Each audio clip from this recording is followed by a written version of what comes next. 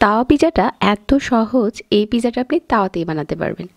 আর বাড়তি কোনো ঝামেলা না থাকার কারণে যখন তখনই বানানো যাবে। আজকে চলুন ঝটপট বানিয়ে নিই। 2 টেবিল চামচ গুঁড়া দুধ আর 1 টেবিল চামচ ইস্ট, আর এখানে 1 টেবিল চামচ চিনি দিয়েছি, স্বাদমতো লবণ, তারপর 1 কাপ ময়দা দিয়েছি। আর এই ডোটা হবে একদম ইনস্ট্যান্ট একটা পিজা ডো। আর এখানে আমি গরম পানি দিয়েছিলাম। ভালো করে ডোটা মথে নিয়েছি আর এটার সাথে সাথেই সফট হয়ে গেছে।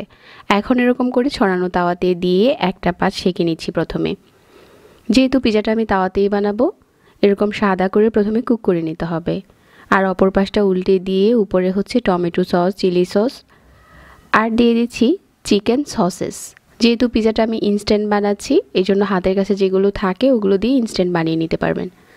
এখন পছন্দ মতো চিজ দিয়ে দিবেন, কম বেশি করা যাবে। তারপর দিচ্ছি চিলি ফ্লেক্স আর কিছু মিক্স হার্ব। এখন ঢাকনা দিয়ে ঢেকে চুলার আঁচ কমিয়ে ভালো করে কুক করে নিয়েছি।